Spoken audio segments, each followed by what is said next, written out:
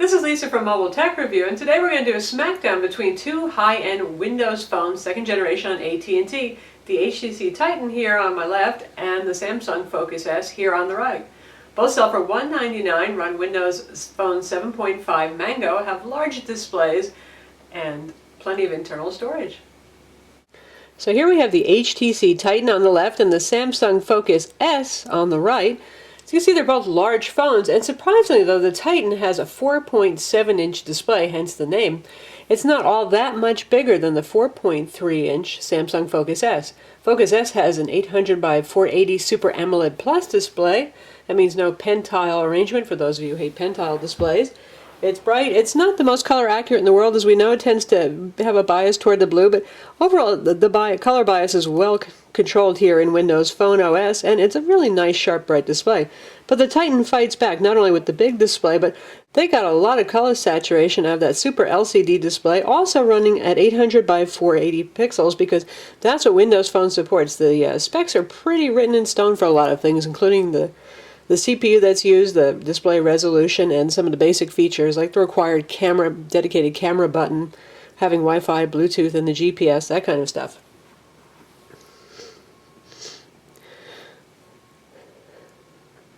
So I used to feel like I was missing out a little bit on those Super AMOLED Plus displays because of their vivid colors. I don't feel that at all with the Titan, and it has a more neutral color bias that I like. So I would give the display a win. Even though you don't have a whole lot of pixel density here, it's about 198 pixels per inch on the Titan, given the fact that it's stretched out to 4.7 inches. Typography and graphics are so well handled in Windows Phone 7 that you really don't spend a lot of time saying, look at that, man, I can see pixels, I can see grainy fonts. That's not the case. Where I do notice it the most is actually in the web browser, where Microsoft and IE9 Mobile doesn't do as great a job as they could, I think, in rendering web-based fonts, but it's still a good-looking display, no doubt about it. Both phones have HSPA plus 14.4 megabit 4G or faux 4G, depending on how you like to look at that. It's not true LTE. Windows Phone doesn't yet support that. And our download speeds are about the same. Now, I know some of you have been talking about maybe not getting the greatest download speeds on your phone, but we're seeing about the same on both, and generally speaking about the same bars, as you can see, for reception. And we'll take a look at bandwidth applications so you can see our speed test results, and you can see they were just about the same on both. And we'll switch to the history page. Text here is a little bit small, but you can see that it's been comparable. It ranges from about, generally speaking, around 2.5 up to 4.5 megabit per second down, and around a megabit per second up. So in terms of data speeds, really, it's the same on both phones. One thing to keep in mind, and this leads into the whole design philosophy difference between the two of these, the Titan has an interesting unibody design, where the entire back casing comes off, and we'll show you that right now. Take this off, and all of your guts are exposed, and you've got this really nice metal and aluminum. Yes, this part is a metal. I know it's light, but it's aluminum casing here. So big quality design points for the HTC. Yes, it weighs about 1.5 ounces more than the Samsung, but that's what it's going to cost you. But one thing to note here, the back cover has antenna elements. These connect to the contacts over here. So if you're having any reception issues with Wi-Fi or with 3G, 4G, make sure that you've got the cover snapped fully on, because those do have to make contact. So just give it a little press in all the corners and make sure that it's on. The Samsung is pretty much a dead ringer for the Samsung Galaxy S2. Also in AT&T, we've got the same slim design, the hard plastic chin here, and the funky textured back, and an incredibly lightweight, flimsy back cover. It's wafer thin. So it's your typical Samsung. It's not an unattractive phone. It is a nice looking phone. It's your typical black slab phone, but it doesn't say, look at me, I'm made of metal, I'm super duper high quality. And here you can see their back view together side by side.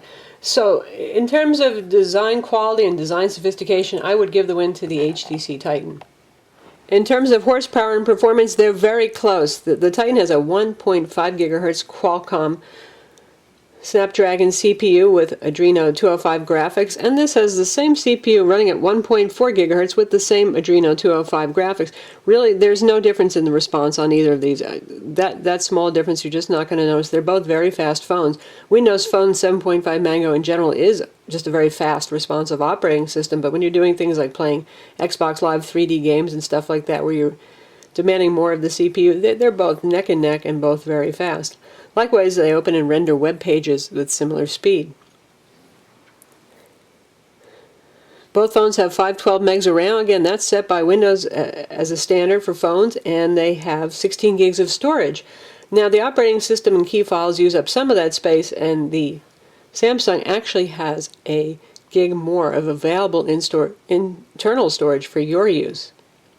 And likewise, because the CPU and GPU powering these is so close to being the same, video playback on both of these is excellent and comparable. Both phones have 1.3 megapixel front video chat cameras. Right now, Tango is the only application you can use to do video chat.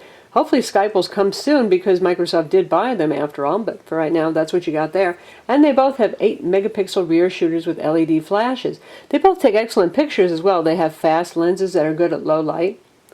And they take pleasing shots. I would say that the Samsung has more of a tendency to white out outdoors, but I like the color saturation on indoor shots.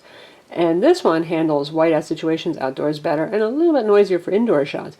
But it wins for camera features. What they've added is panorama and burst shot, which is not available on the Samsung. And the panorama particularly is pretty cool.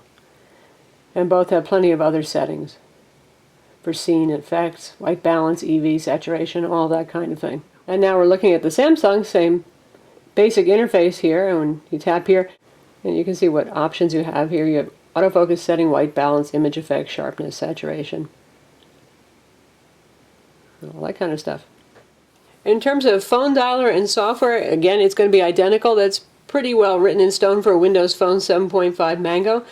But when it comes to call quality, I would give the Samsung the edge. It has really good clarity and fullness for incoming and outgoing voice. Lately, Samsung's been doing just a bang-up job with their Android Galaxy S2 phones and with this guy, who's basically a derivative of that. The Titan doesn't have bad voice quality by any means. It's pretty good, but it sometimes can sound a little digitized and garbled on both ends. Just a little bit. Like I said, not a bad voice phone, but not as stellar as the Samsung. And that's more noticeable when you're using Bluetooth peripherals, either a car kit or a headset, which usually exacerbates any audio flaws. You'll notice it more with the Titan than you will with the Samsung. So the Samsung gets the win for call quality. Another thing to mention is you can pretty much grip the Samsung any way you want. You can death grip it, and the signal is pretty steady. This guy, given the design that it has with the antenna being in back here in the cover, now it's a big phone. This is not really easy to do unless you have really big hands. But if you grip it, particularly covering and squeezing on this area, you can actually drop at a bar in reception. How often you're going to hold it like that? Only you know how you like to hold your phone, but something to keep in mind. Now, both of these are Zune phones for music and video playback. Particularly the music playback really rocks on Zune phones. And you're going to have the same interface here, but the speaker on the Titan is better. It's really amazingly loud for a phone, and pretty full and clear, too. And we'll just pick something and play it so you can hear that.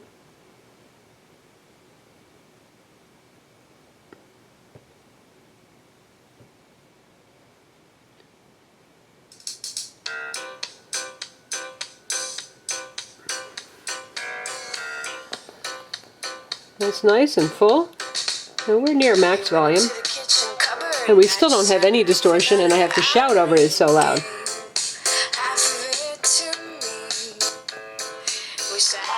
Now we've got the same one going. It's also reasonably loud. And this is maximum volume. It's just not quite as loud, nor quite as full. Now both of these come with their respective manufacturer's hub live tiles, the HTC one here, and this is the Samsung one, which features daily briefing. And I would have to say that this is more useful here on the HTC stuff. You get your weather here, but you get that really fancy HTC weather with multiple cities going over here. You get your stocks. You get stocks on this one too, on this screen. You get various news feeds. That stuff's all the same.